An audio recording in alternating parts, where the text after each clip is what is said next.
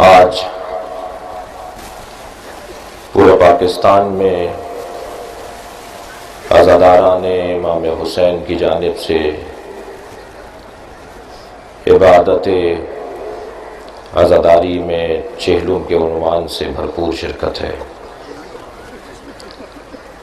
اور کیوں نہ ہو جس کا ارادہ اللہ نے کیا ہے،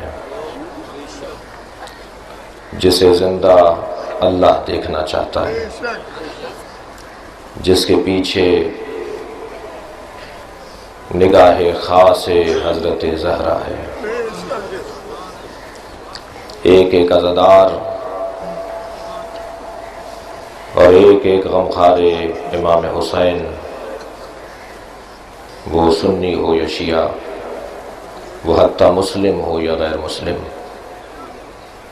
پاکستان کی ایک خاصیت ہے اور اس ذکر کی ایک خصوصیت ہے۔ اس ذکر سے ہر وہ شخص جڑا ہوا ہے جس کا ضمیر زندہ ہے۔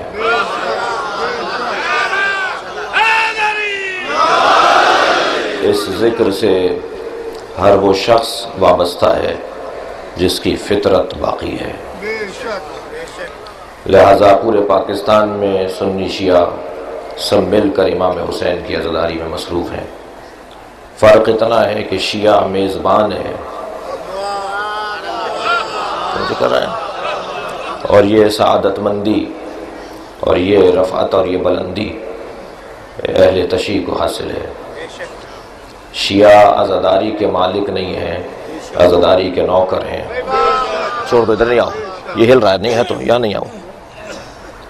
شیعہ امام حسین علیہ السلام کی عزاداری کی خدمت گزار ہیں۔ بھرپور پاکستان میں امام حسین کو پرسہ دیا جا رہا ہے۔ راولپنڈی کا جلوس، اس کا اہتمام میں پنجاب حکومت کے لیے دعا کر رہا ہوں، اس لیے کہ بھرپور اہتمام کیا ہے انہوں نے۔ ہمیشہ ایک دید سے دیکھنے والے سمجھدار لوگ نہیں ہوتے۔ وہاں بھرپور انتظامیہ کی جانب سے تعاون ہے، امید ہے کہ وہ اپنے تعاون کو مسلسل رکھیں گے اور جلوس اپنی منزل پر پہنچے گا۔ اور یہ جلوس بھی پاکستان کا مرکزی جلوس ہے جس میں آپ شریک ہونے جا رہے ہیں، اور اس جلوس کو آخر تک پہنچانا ہے۔ کوشش کریں کہ تھکن ہم پر طاری نہ ہونے پائے اور یہ جلوس آخر تک اپنی منزلوں پر پہنچے۔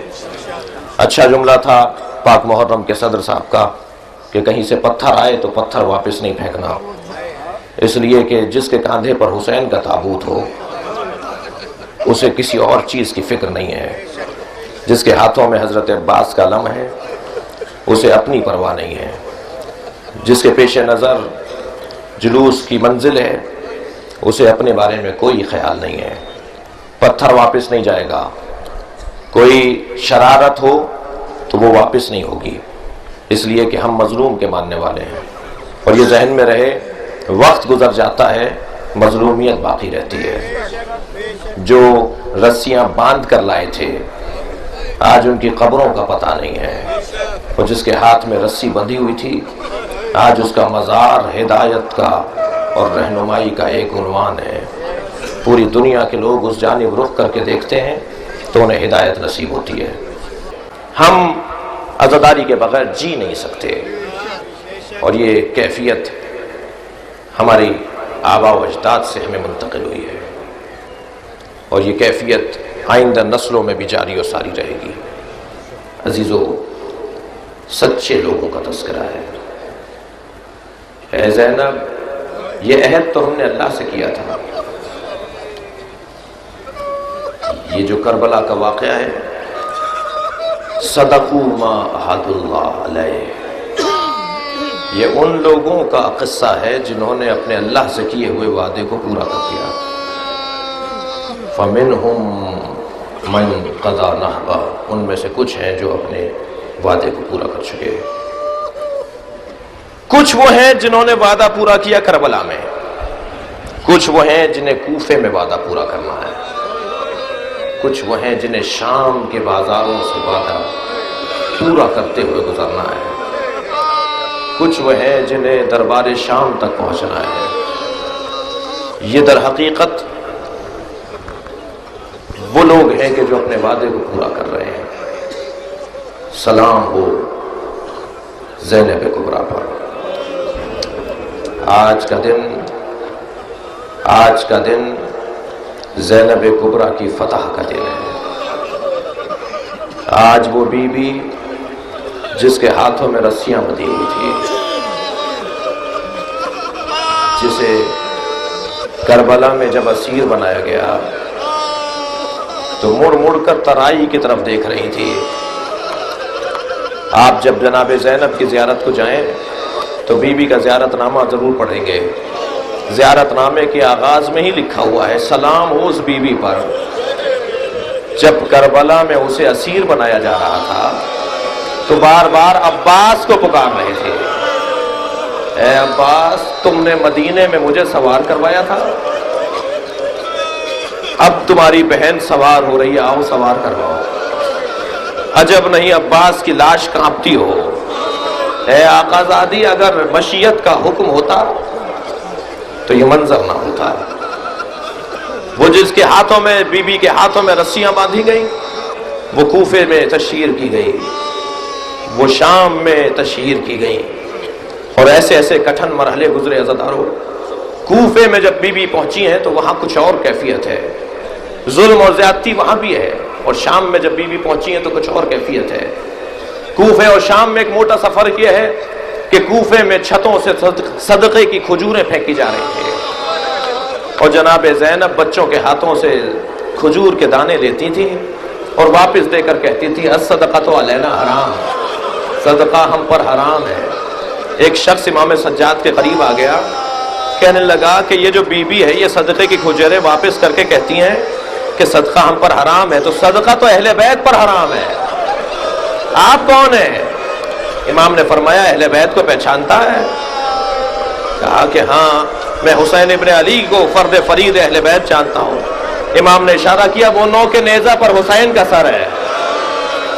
لیکن عزاداروں رونے والوں جب شام قافلہ پہنچا ہے تو شام میں چھتوں سے پتھر اور انگارے پھینکے جا رہے تھے. امام سجاد فرماتے ہیں میرے ہاتھ بندھے ہوئے تھے، ایک انگارہ میرے سر پر آ کر گرا، اجرکم اللہ، تکلف کر کے نہیں رویا عزاداروں. آپ کی آوازیں بلند ہو رہی ہیں. جب مجلس عزا میں رونے والوں کی آوازیں بلند ہوتی ہیں امام جعفر صادق دعا دیتے ہیں یا اللہ یہ میرے جد پر رو رہے ہیں. امام فرماتے ہیں ایک چھت سے انگارہ پھینکا گیا، آگ پھینکی گئی، ایک انگارہ میرے سر پر آ کر گرا، میں کہتا رہا میرا سر جل رہا ہے مگر کسی نے میرے سر سے انگارہ نہیں ہٹایا. اجرکم اللہ. قافلہ شام پہنچا ہے، دربار شام کا مرحلہ بھی بڑا سخت تھا عزاداروں. امام کے ذہن سے 40 سال تک شام نہیں نکلا. کسی نے پوچھا مولا آپ کی عمر تو اتنی زیادہ نہیں ہے، آپ پر بڑھاپا کیسا ہے؟ فرمانے لگے بہن کے جنازے نے بوڑھا کر دیا. وہ زندان شام میں ننھا سا لاشا، وہ بہن کے میت. اجرکم اللہ. بڑا سخت تھا امام سجاد کے لیے. بس عزاداروں چہلم آ گیا. 3 مجلسیں جناب زینب نے کی ہیں. تاریخ عزاداری میرے جوان بچے سنتے جائیں. پہلی 3 مجلسیں، آج آپ مجلس کر رہے ہیں بھرپور، جناب زینب نے پہلی 3 مجلسیں کی ہیں، جس کے بعد پوری دنیا میں مجلسیں ہوئی ہیں. سب سے پہلی مجلس شام میں میری بیوی نے گھر مانگا. امام سجاد نے کہا پھوپھی اماں یزید ہمیں رہا کرنا چاہتا ہے. بیوی نے فرمایا زین العابدین میں رہائی نہیں چاہتی، میرے 3 مطالبات ہیں. زینب نے اپنے بھائی حسین کی طرح تاریخ میں لکھوا دیا. امام نے زمین خرید کر بتایا کہ میں کسی پر بغاوت کرنے نہیں آیا ہوں، جو میری سرزمین پر آ کر مجھے مار رہا ہے وہ باغی ہے. یہ تو جگہ میری تھی، یہ میرے خیمے تھے، میں نے اسے خریدا تھا. حسین ابن علی نے سرزمین کربلا کو خریدا، اپنے خیمے نصب کروائے، اور اس کے بعد جنہوں نے وہاں لشکر پہنچا کر امام کو شہید کیا وہ باغی قرار پائے گا. ایسے ہی جناب زینب نے شام میں فرمایا میں رہائی نہیں لوں گی، میرے 3 مطالبات ہیں، تاکہ تاریخ میں لکھ دیا جائے کہ جیتا کون ہے اور ہارا کون ہے. فرمایا سب سے پہلا میرا مطالبہ یہ ہے کہ ہمارے اسباب واپس کیے جائیں، ہمارے تبرکات واپس کیے جائیں، ہمارے شہیدوں کے سروں کو لوٹایا جائے. दूसरा मुतालबा यह है घर चाहिए जहां मैं अपने हुसैन पर मातम कर सकूं, अजरुकुम अल्लाह। और तीसरा मुतालबा यह है कोई ऐसा शख्स हो जो रस्तों से आशना हो और हमें मदीने तक पहुंचा कर आए। यजीद ने इमाम से कहा कि मैं आपके दो मुतालबात मानने को तैयार हूं, बशीर इब्ने जज़लम को आपके हमरा करूंगा जो आपको मदीना पहुंचाएगा, और आपको एक घर दे देते हैं जहां आप अज़ादारी करें और मातम और मजलिस करें, मगर ये तीसरा मुतालबा मैं पूरा कैसे करूं, कोई तबर्रुक लूट कर कहीं ले गया। अल्लाह रे मजलूमियत अहले बैत, कोई तबर्रुकात लूट कर कहीं ले गया, मैं आपको रकम देने को तैयार हूं। यजीद कहता है ज़ैनुल आबिदीन मैं आपको रकम देने को तैयार हूं। इमाम बैठे हुए थे, खड़े हो गए। इमाम ने फरमाया तेरे पास वो दौलत कहां है जो उस कुर्ते की कीमत अदा करे जो मेरी दादी ज़हरा ने मेरे बाबा के लिए सिया था, अजरुकुम अल्लाह। फरमाया तेरे पास वो दौलत कहां है जो उस चादर की कीमत अदा कर सके जो ज़ैनब के सर से उतारी गई है, अजरुकुम अल्लाह। हाँ ज़दारो, एक घर मिल गया। मेरी बीबी ने 10 दिन उस घर में मजलिस की है, 10 दिन मजलिस की है। शाम की औरतें आती रहीं, देहात से औरतें आती रहीं, मेरी बीबी पुरसा लेती रहीं, मजलिस होती रही। कहते हैं कुछ तबर्रुकात भी वापस आए, सर भी वापस आए, शहादा के सर वापस आए, कुछ तबर्रुकात भी वापस आए। एक गठड़ी लाकर रख दी गई, जनाबे ज़ैनब ने उसे खोला, उसमें कुछ चीजें दिखाई दी गई। एक चादर दिखाई दी, आवाज दी भाभी रबाब आपकी चादर आ गई। एक चादर दिखाई दी, आवाज दी उम्मे लैला आपकी चादर आ गई। अज़ादारों, मैंने एक बुजुर्ग आलिम से सुना, एक छोटी सी चादर दिखाई दी, मेरी बीबी ने कब्र सकीना पर डाल दी। ऐ सकीना, अजरुकुम अल्लाह, अजरुकुम अल्लाह। खुदा किसी गम में न रुलाए सिवाय गम अहले बैत में हमें रोने और रुलाने वालों में करार दे। हाँ अज़ादारों, 10 दिन मातम के बाद फरमाया कि काफिला तैयार है, महमिलें सजी हुई हैं। अभी आप हमारियों की ज़ियारत करेंगे ना, ये हमारियों पर काले कपड़े क्यों लगे हुए हैं? ये जनाब ज़ैनब ने लगवाए हैं। रावी कहता है, बिहार की रिवायत है, अल्लामा मजलिसी ने से लिखा है, जनाब सैयद सज्जाद ने कहा फूफी अम्मा महमिलें आ गई हैं, हमारियां आ गई हैं। मेरी बीबी बाहर निकल कर देखती है तो रंगीन कपड़ों पर सजी हुई हमारियां थी। हजरत ने फरमाया ज़ैनुल आबिदीन मैं इनमें नहीं बैठूंगी। फरमाया इजअलूहा सौदा, इन पे काले कपड़े लगवाओ। इजअलूहा सौदा हत्ता यअलम अन्नास नहनु फी अज़ाया औलाद ज़हरा, काले कपड़े लगवाओ ताकि जहां जहां से हमारियां गुजरे आबादियां समझ ले औलाद ज़हरा के अज़ादार जा रहे हैं। काले कपड़े लगवाए हमारियों पर। मेरी बीबी आई, सारी बीबियों को बिठाया। इमाम ने फरमाया बस चंद जुमले और सुनिए। इमाम ने फरमाया फूफी अम्मा क्या सारी बीबियां बैठ गईं? फरमाने लगी भाभी रबाब दिखाई नहीं दे रही। कभी उस घर में जाती हैं जहां पर मातम हो रहा था, जनाब रबाब नहीं मिली, कभी कहीं और देखती हैं। इमाम सज्जाद ने फरमाया मुझे मालूम है मेरी माँ कहाँ है, फूफी अम्मा मेरे साथ चलिए। इमाम आगे आगे पीछे पीछे बीबियां। क्या देखा? जिंदाने शाम में गए, जैसे कोई माँ अपने बच्चे को गले से लगाए हो, रबाब ने कब्र सकीना को गले से लगाया हो। अजरुकुम अल्लाह। आवाज दी भाभी उठिए, कहा ज़ैनब मेरा मदीने में कौन है?